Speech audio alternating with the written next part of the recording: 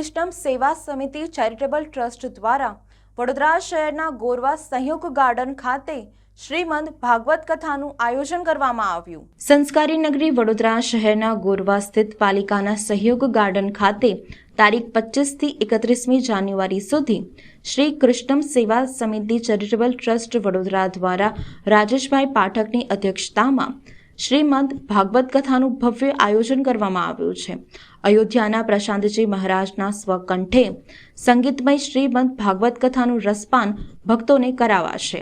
તારીખ 25મી જાન્યુઆરીના રોજ સવારે 9 કલાકે જલારામ મંદિર રિફાઇનરી રોડથી પોથીયાત્રાએ પ્રસ્થાન કરી સહયોગ ગાર્ડન કથા સ્થળે પહોંચી। ત્યારબાદ 25 થી 31મી જાન્યુઆરી સુધી દરરોજ બપોરે 3 થી 6 વાગ્યા સુધી શ્રીમદ ભાગવત કથાનું શ્રવણ ભક્તો કરી શકશે। તારીખ 25મી જાન્યુઆરીના રોજ ભાગવતજીનું મહાત્મય તથા ગોકર્ણ કથા, 26મી જાન્યુઆરીના રોજ પરીક્ષિત શ્રાપ અને ધ્રુવ ચરિત્ર, તારીખ 27મી જાન્યુઆરીના રોજ પ્રહલાદ ચરિત્ર અને વામન અવતારનું વર્ણન કરાશે। તારીખ 28મી જાન્યુઆરીના રોજ રામકથા તેમજ ભગવાન શ્રી કૃષ્ણ જન્મોત્સવ, તારીખ 29મી જાન્યુઆરીના રોજ બાળલીલા તથા ગોવર્ધન પૂજા, તારીખ 30મી જાન્યુઆરીના રોજ મહારાસ હોડી તથા રૂકમણી વિવાહ તેમજ તારીખ 31મી જાન્યુઆરીના રોજ સુદામા ચરિત્ર તથા પરિચિત ઉદ્ધાર સાથે કથા વિશ્રામ લેશે। તારીખ 1 ફેબ્રુઆરીના રોજ કથા સ્થળે દિવ્ય યજ્ઞ તથા સાંજે મહાપ્રસાદીનું આયોજન કરવામાં આવ્યું છે। આ કથાના મુખ્ય મનોરથી ઉદ્યોગપતિ રાજેશ પાઠક, ગીતાબેન રાજેશભાઈ પાઠક, શીલા મિશ્રા તથા રાજ મિશ્રા છે।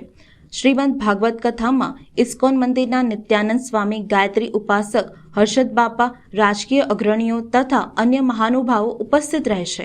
આ સમગ્ર કાર્યક્રમ અંગે આજ રોજ પત્રકાર પરિષદમાં આયોજક રાજેશભાઈ પાઠક, સમાજસેવી સુરેન્દ્રગીરી તથા કથાવાચક પ્રશાંતજી મહારાજ દ્વારા વિસ્તૃત માહિતી આપવામાં આવી હતી। આ પ્રસંગે શ્રી કૃષ્ણમ સેવા સમિતિ ચેરિટેબલ ટ્રસ્ટના અધ્યક્ષ રાજેશ પાઠક, A.K. તિવારી, राजेश मिश्रा, B.R. मिश्रा, आनंद शुक्ला तथा सुरेंद्रगिरी उपस्थित रहा था। यह भगवान श्री कृष्ण की अविरल गाथा श्रीमद् भागवत कथा का यह दिव्य आयोजन हुआ है और उस कथा में हम सभी सहभागी बनने के लिए वृंदावन लखनऊ से चल कर के आए हैं। विगत 2020 में जब राम मंदिर बनने का निर्णय हुआ था, कोर्ट ने फैसला किया कि अब राम मंदिर बनेगा, तो हमारे मुख्य यजमान राजेश पाठक जी ने उस हर्ष में इस कथा का आयोजन किए थे।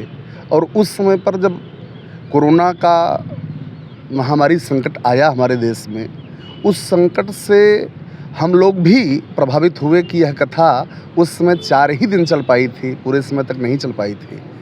तो यहाँ पर सभी बड़ोदरा वासियों को हम लोगों ने सांत्वना दिया था कि यह कथा भले भी विश्राम ले रही है, लेकिन जब समय सुंदर आ जाएगा, जब फिर से माहौल ठीक हो जाएगा, तो हम लोग फिर से इस भागवत कथा का आयोजन करेंगे।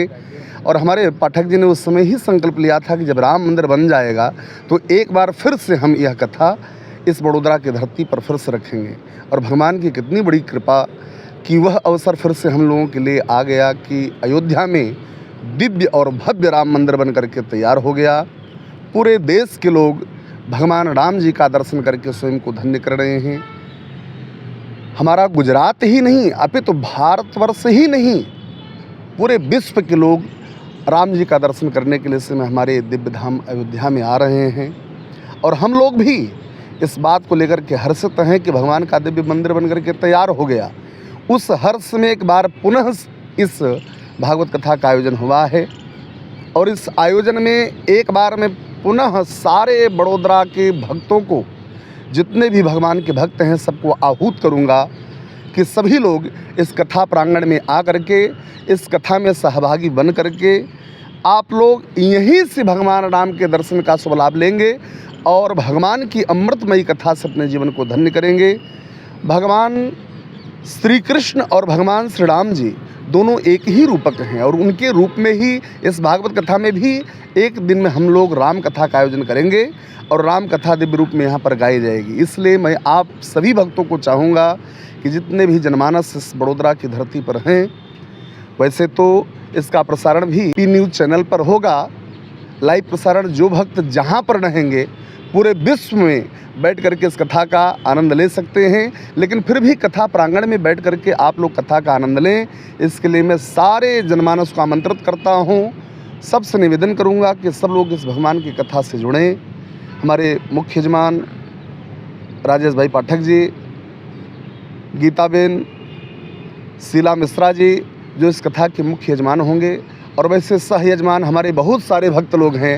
वैसे तो यह कहने को मैं मोहताज नहीं हूँ कि इस गुजरात की धरती पर जब भगवान की कथा गाई जाती है, हम लोग अपने उत्तर प्रदेश से चल करके जब गुजरात में आते हैं भगवान की कथा करने, तो हृदय में बहुत हर्ष लेकर के आते हैं कि गुजरात की धरती एक ऐसी धरती है कि जहाँ पर भगवान की कथा से लोगों को उतना नेह है, इतना स्नेह, इतना प्रेम है, इतनी भावना है कि अपने सारे कार्य को छोड़ करके, सारा काम धाम छोड़ करके भगवान की कथा से अपने आप को जोड़ लेते हैं। हमारे बड़े भाई आनंद शुक्ला जी, तिवारी जी, गिरी जी, ये सब लोग, मिश्रा जी, इतने भाव से, इतनी तन्मयता से इस कार्यक्रम को सुचारू रूप से संचालित करने के लिए महीने भर से लगे हैं। और आज वह दिन आ गया है कि जब यह दिव्य और भव्य पंडाल बन करके तैयार हो गया है। हम लोग कल सुबह 9 बजे जलाराम मंदिर से शोभा यात्रा निकलेगी, कलश यात्रा। मैं सबको आहूत करूंगा कि सुबह 9 बजे जलाराम मंदिर पर पहुंच करके इस दिव्य और भव्य मंगल कलश यात्रा में सभी सहभागी बने, सब लोग कलश यात्रा में भाग लें। और कलश यात्रा जलाराम मंदिर से प्रारंभ होकर के इस कथा स्थल तक, सहयोग ग्राउंड तक यात्रा आवेगा। सारे जितनी भी महिलाएं हैं, जितने भी पुरुष हैं, भाई बंधु, सभी लोग इस मंगल कलश यात्रा में सहभागी बने। और कथा दोपहर 3 बजे से प्रारंभ होकर के 6 बजे तक नित्य चलेगी। आप सभी लोग कथा रस के पिपास जितने भी भक्त हैं, सभी कथा रस को पीने के लिए ठीक समय 3 बजे से 6 बजे तक यह नित्य कथा गाई जाएगी। आप सभी भक्तजन सादर आमंत्रित हैं।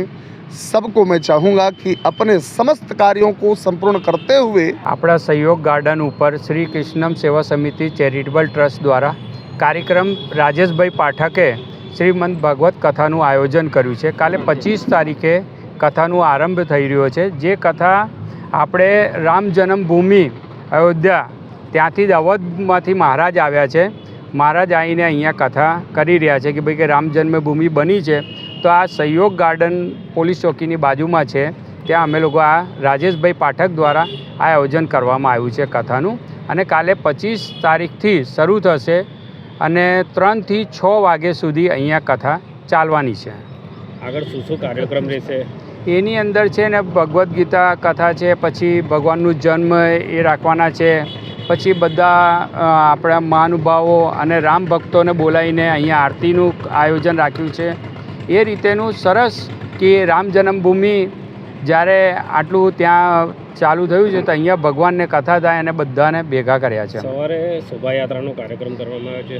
એ કાલે સવારે અમે જલારામ મંદિર પંચવટીથી શોભાયાત્રાનો પ્રારંભ કરીને ગ્રાઉન્ડ સુધી અમે લઈને અહીંયા આવવાના છે। આપણો પરિચય? સુરેન્દ્રભાઈ गिरी, समाज सेवक, गोरवा विस्तार। बड़ौदा में सहयोग गार्डन पर अपने कोरोना काल में अपने रखवाया था कथा, तो कोरोना काल में रही गई थी। इसके लिए उसी शुभ अवसर पर फिर से हमारे अयोध्या से महाराज आए हुए हैं। सभी बड़ौदा निवासियों को आमंत्रित करते हैं कि आइए और कथा में भाग लीजिए। कथा का है सुबह 9 बजे से कलश यात्रा निकलेगी जलाराम मंदिर के पास से, और शाम को 3 बजे 6 बजे तक, पहली 25 तारीख से 31 तारीख સુધી तक ये कथा है। और 1 तारीख को हवन, सुबह 9 बजे हवन है, 9 से 10 बजे तक, और फिर भंडारा शाम को 5 बजे से 8 बजे तक भंडारा है। सभी बड़ौदा वासियों को हमारा निवेदन है कि आइए और इसका प्रसाद लीजिए और इसको सफल बनाइए। आपका परिचय? राजेश पाठक।